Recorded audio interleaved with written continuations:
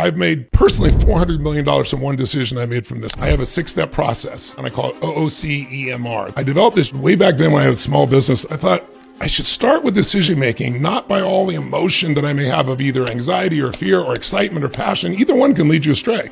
It's like, what do I want? What's the outcome? That's the first O. But start not with what you're afraid of, start with what you want. And then I also say, don't ever do this in your head because you can't manage it all in your head. So you write down the outcomes and then you put them in order. And then you put the why. So now when you're crystal clear what you want and the order you want it in, and that's critical. What's number one? You got to be rigorous. Now you can make decisions by going in the second O, what are your options? Now you may not like them all, but you shouldn't lie to yourself and say this is the only option. That'll stress you out. So I write out all the options. Then I go to OOC is consequences, which is what you're doing the decisions for. What's the upside and the downside of each of these decisions to the best of my knowledge? The upside could be this and this, the downside could be that and that. Now you know what exactly you want, you know what your options are, and you know upsides and downsides of each. So now we're gonna go into the last 3 stages. I'm gonna evaluate, mitigate, and resolve. Evaluate. Now I'm gonna evaluate what's the probability of those consequences.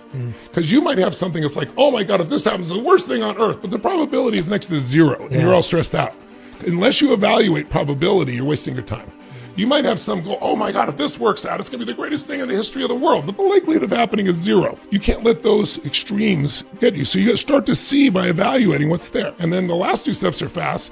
It's mitigation. Mitigation means, okay, I've seen what I want. I know my options. I know the upside down. I know what's probable. Now, could I take something from this option and mix it with this one?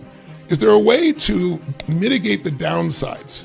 And almost always there are. And at this stage, your brain gets really creative because it's not in fear or uncertainty or anxiety because you're not in your head. It's right in front of you. And the last part is resolve.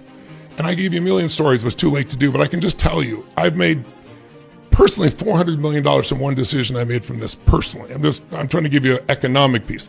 What the spiritual, emotional value has been on things is priceless.